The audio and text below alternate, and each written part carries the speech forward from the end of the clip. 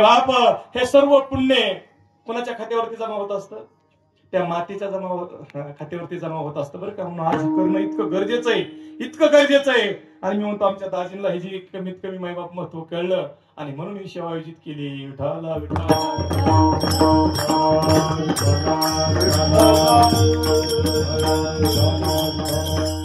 कारण काही दानाचे प्रकार मायबाप. आता काही दान आपण करू शकत नाही, थोडं सांगतो आणि पुढे विषयाला हात घालतो, लक्ष देऊन ऐका. कारण त्यात मुख्य 6 दान सांगितले बरं का. आज ते आपण करू शकत नाही. 3 करू शकतो, 3 करू शकत नाही. कोणते 3 करू शकत नाहीत सांगा? पूर्वी काय करायचे महाराज या निमित्ताने? सुवर्णदान करायचे, कांचन दान. म्हणजे कुठलं दान? सोन्याचं दान. आता करू शकता ना सोन्याचं दान? 5-7 तोळे द्यायचं म्हणलं काय होईल? 5-7 तोळे देऊ शकतो आपण दानाच्या रूपाने? नाही करू शकत नाही बाबा. सुवर्ण आपल्याला सोन्याची किंमत माहिती आहे महाराज, तिकडे मी जात नाही.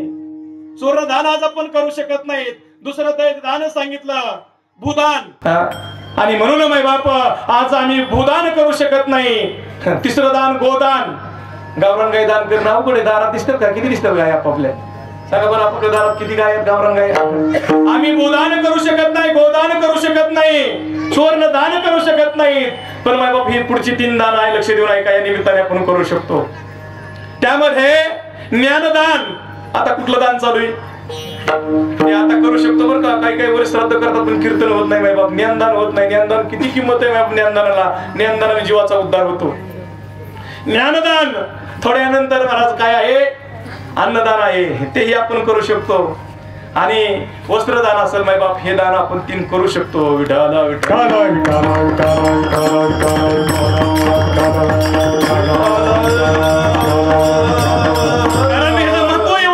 थोडं विषय करून सांगतो माय बाप. आता अभंगाकडे शिरायचं. आता विषय माय बाप वेळ नाही कमी पडणार आहे. चिंडू कमी 10 वाजे असतात. मी जास्त आपला वेळ घेणार नाही, पण लक्ष देऊन ऐका. खऱ्या अर्थाने माय बाप ह्याचं महत्व केव्हा कळतं सांगा? पैशाचं महत्व त्यावेळेस अडचण येते ना.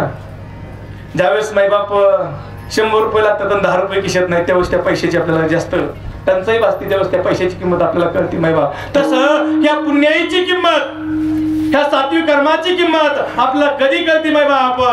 माय बाप ह्याची किंमत ज्यावेळेस वेळ येईल ना त्यावेळेस कळत असते. कारण ज्यावेळेस 5 पांडवांचे वडील, काय नाव त्यांचं बसलेली मंडळी? वा, काय नाव? पंडूराजा. 5 पांडवांचे वडील पंडूराजा.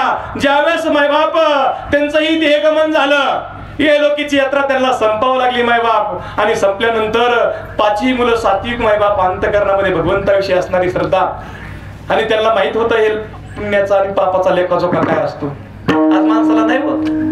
कोणाला पडलं हे महाराज? विठाला विठा.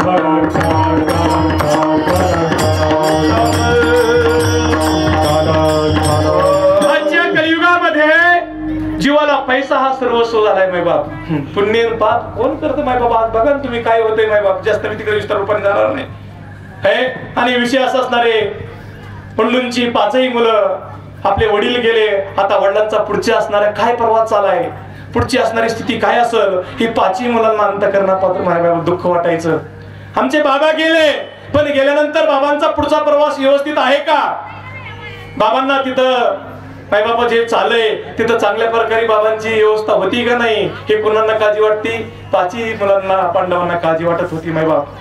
आणि काळजीमध्ये, चिंतेमध्ये असतानाच नारदांचं आगमन झालं. नारदांची स्वारी आली. आणि नारदांची स्वारी आल्यानंतर संत आले घरा, तोची दिवाळी दसरा. त्या साधू संतांचं पूजन केलं, उच्च आसन दिलं, पूजन केलं माय बाप. आणि हात जोडून 5ही असणारे भावंड, 5ही पांडव पुढं नारद मुनींच्या पुढे आहेत. नारद मुनींना विचारतात, नारद मुनी आम्हाला तुम्हाला काय विचारायचे? त्यावेळेस नारद मुनी सांगतात, तुम्हाला काय विचारायचे हे नंतर पाहू, आधी मी काय विचारतोय किंवा मी तुम्हाला काय सांगणार आहे ते आधी ऐका.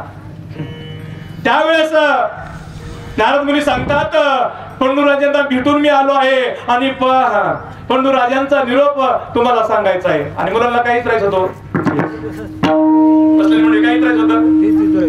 तेच विचारायचं होतं. आणि महाराज मुलांनी विचारायच्या अगोदर नारद मुनी सांगतात की तुमच्या वडिलांचा निरोप मी तुम्हाला सांगण्यासाठी आलोय. महाराज 5ही भावंडांची, 5ही असणारे जे पांडव आहेत त्यांचं अंतःकरण एकदम खुलून गेलं, चेहऱ्यावरती हास्य आलं. माझ्या बाबांचा माझे बाबा जेवण काही दिवस गेले. आमचे बाबा कसे आहेत, कुठे आहेत, काय करतात, आता ते आम्हाला ऐकायचंय माय बाप.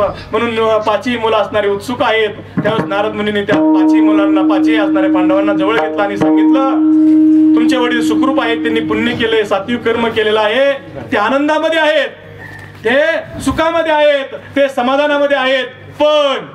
पण आला की घोटाळा आला बरं का. पण आला की आता तुम्ही सांगा, सीता स्वयंवरामध्ये काय होता? पण होता ना. मग आता बाकीचे राजे होते, त्यांना सीता म्हणजे आपली धर्मपत्नी व्हावी असं वाटत होतं का नव्हतं? वाटत होतं का नाही? पण मला आहेत पुढं काय त्यांचा ह्या बेत चांगला आहे. पण होता, पण आला की घोटाळा होतो.